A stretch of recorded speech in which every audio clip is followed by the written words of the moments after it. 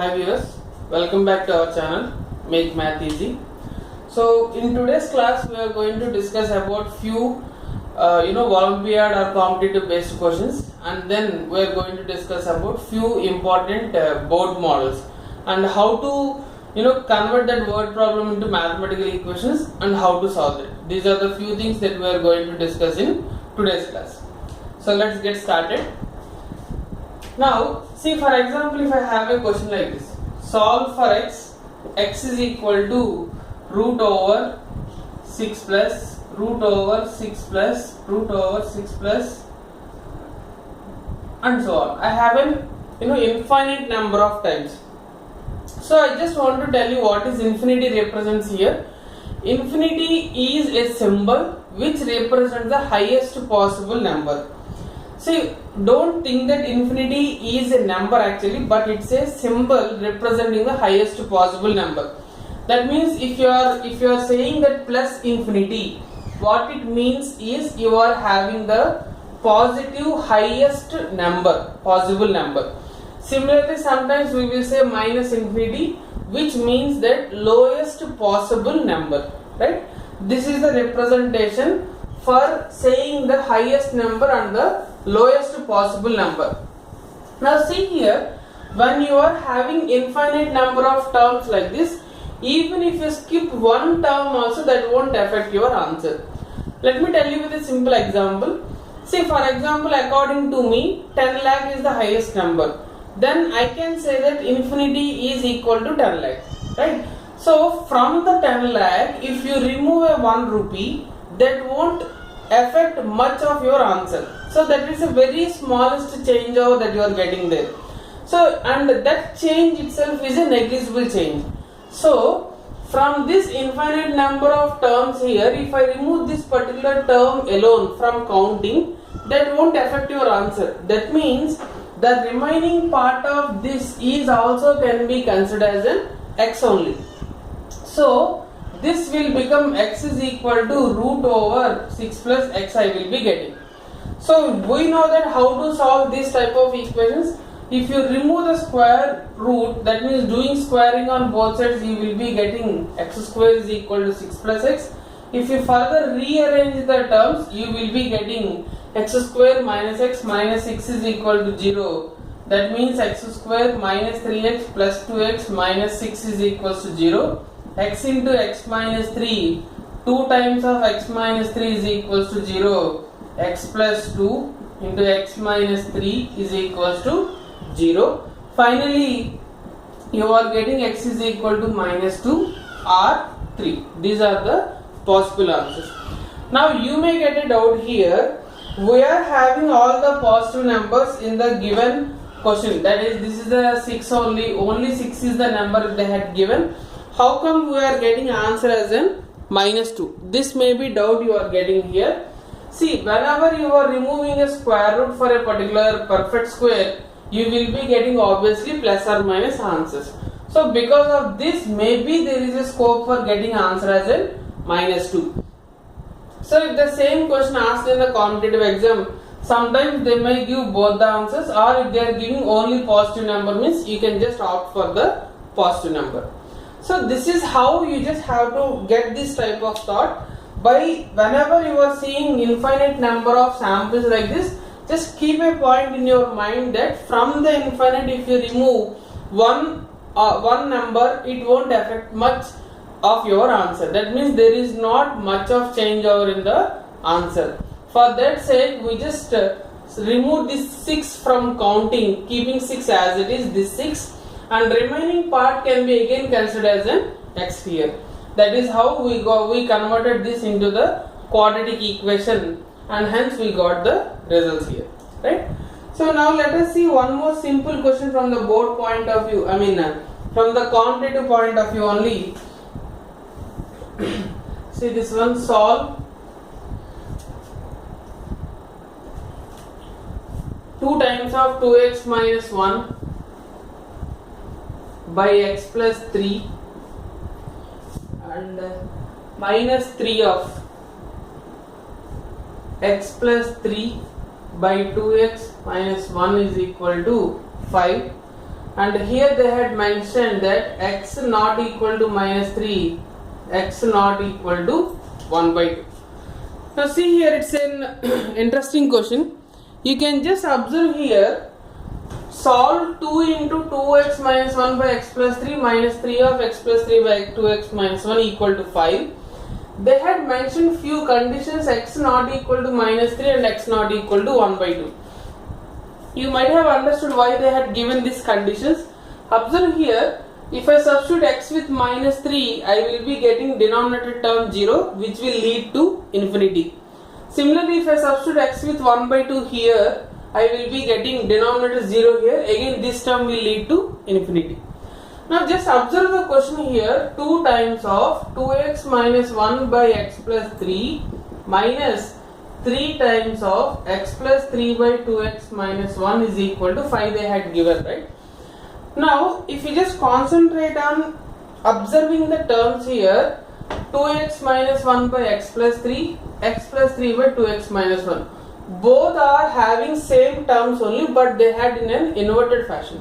So that means you can consider 2x minus 1 by x plus 3 as some variable t. Obviously this x plus 3 by 2x minus 1 will become 1 by t. So now see what will happen, this entire thing will get converted into 2t minus 3 by t is equal to 5. So if you do the further simplification by taking LCM, you will be getting like this, which means 2t square minus 5t minus 3 is equal to 0. But remember one thing, question they had given in terms of x. T is the variable you introduced into the question. So at the end of the question you have to solve for x only, not for t. So further factorize it, you will be getting 2t square minus 6t plus t minus 3. So I will be getting 2t of t minus 3 plus 1 of t minus 3 is equals to 0. Finally 2t plus 1 into t minus 3 is equals to 0. So I will be getting t as a minus 1 by 2, t as a plus 3 here. So we are getting the two values for t, but this is not our requirement. Our requirement is to find the value of x. So what is t basically? 2x minus 1 by x plus 3. First case is it is equated to minus 1 by 2. Do the further simplification. 4x minus 2 is equal to minus x plus 3. 5x is equal to minus 1. So x is equal to minus 1 by 5. But you know it results in a quadratic equation, right? So you should get the two zeros or two solutions. One solution is minus 1 by 2, one solution is 3. So correspondingly you will get another two values for x also. One value of x is minus 1 by 5. So let us try to find the second case. 2x minus 1 by x plus 3 is equal to 3. Simplified, 3x plus 9 minus x is equal to minus 10. So x is equal to 10. This is the another solution. So you just observe here, if you just go ahead with a direct simplification like this, you will be getting more number of terms and for sure there is a high chances for getting confused there. So you have to get the logic how to simplify it by observing the terms. In any question also, observing terms plays an important role. Observe the given question completely, and obviously if you spend some time on observing the question, you will get a thought of how to proceed further, right? So the point that you have to remember here is, when you are trying to introduce any new variables into the question, please make sure that again those variables has to be replaced with the whatever substitution you had taken, and you have to find out only the value of variable that they had given in the question.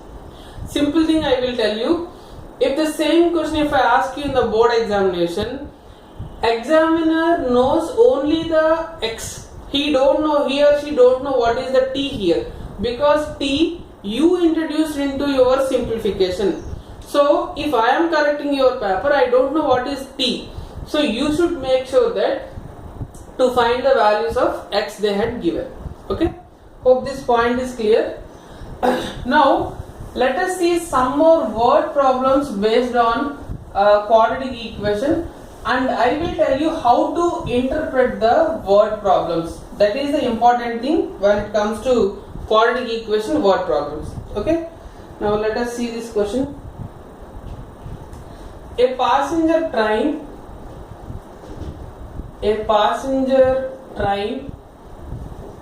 takes 2 hours less for the journey of 2 hours less for the journey of 300 kilometer if its speed increased by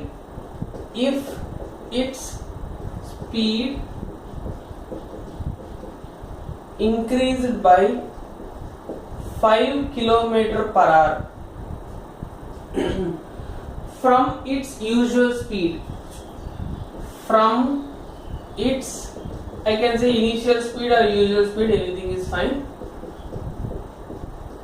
Find the initial speed of train. Find the initial speed of train. See, these are the important questions. Usually repeated models, the passenger related to the train, and filling the can from the pipe. These are all the usually commonly repeated models from the board point of view. Just observe the question here. A passenger train takes 2 hours less for the journey of 300 kilometer if its speed increases by 5 kilometer per hour. So we know that speed is equal to distance by time. This is the basic relation that we know. Now you can write in multiple ways here the same relation, as you can write as a d is equal to s into t, or t is equal to d by s. Anything, whatever you want, you can write here.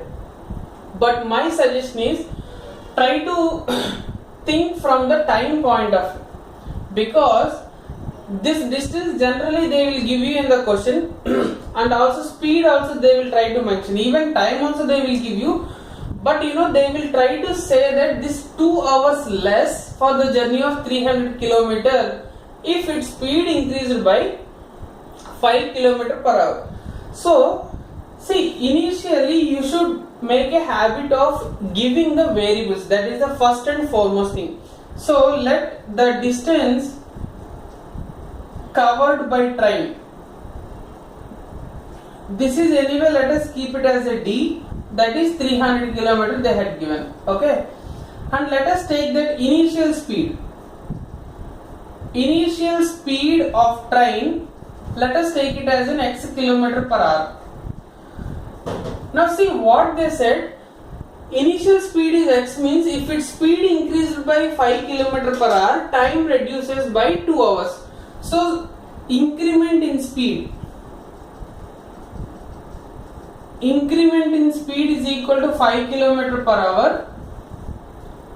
5 km per hour. So the new speed is equal to x plus 5 km per hour. Hopefully till here it is clear. So if you just observe what and all we utilized till now, this 5 km per hour we used, 300 km we used, still we have only this 2 hours less. So that means the time is nothing but d by s relation. So we have two cases now. Initially 300 by x is the one thing, and another thing is 300 by x plus 5. So this is initial speed, this is with an increased speed. They said there will be a resultant of 2 hours less. So that means what actually happens, previously if he is traveling with this relation, he is taking 2 hours more, right? So the same thing they had written as here as in 2 hours less. That is how they are stating the point here. Now observe the difference, 2 hours less. This less is nothing but used with the subtraction symbol. So now the point comes here is, the confusion comes here is whether we have to write like this or is it 300 by x plus 5 minus 300 by x is equal to 2? In these two, first and second one, which one is correct? This is the common confusion that students will get. Simple thing, see, denominator, it's a fraction. Denominator is more here. When the denominator is more, obviously the fraction value will be less. When the denominator is less, fraction value will be more. So it is very clear that this value is greater than the second value. That is how the subtraction results in a positive number. So that's why this is not the correct way. Now, another doubt comes here is why we are going for only the time relation. Why can't we go ahead with the speed relation? You can go ahead with speed relation also, still you will be getting the same answer. There won't be any problem in that case. Okay, but why I had taken the time relation is because time is the smallest number compared with other numbers here, so that maybe my simplification will be little bit easy. That is the only logic why I went for this time is equal to d by s relation. If you don't have this type of thoughts here, you can start right away with the speed equal to distance by time. Still you will be arriving at the same answer only. There won't be any change in answer. So let us simplify this. Denominator LCM will be x into x plus 5. First term will become 300 into x plus 5 minus 300 into x is equal to 2. You can take the 300 as a common. X plus 5 minus x is equal to 2x into x plus 5. X and x will get cancelled. Here you can cancel out 2 here for 150 times. So 150 into 5 is equal to x square plus 5x. So I will be getting my quadratic equation as minus 750 is equals to 0, right? So let us make an attempt to how to simplify this equation. See, I told you if you are not much familiar in dealing with the three numbers for factorization method, you can go ahead with the quadratic formula to arrive at the answer. Okay, otherwise you can do the normal simplification also. See, I need 750. I will write this 750 as a 75 into 10. This 75 I will further factorize as a 25 into 3 into 10. Okay. So I told you in the previous class also how to group up the numbers. That is important.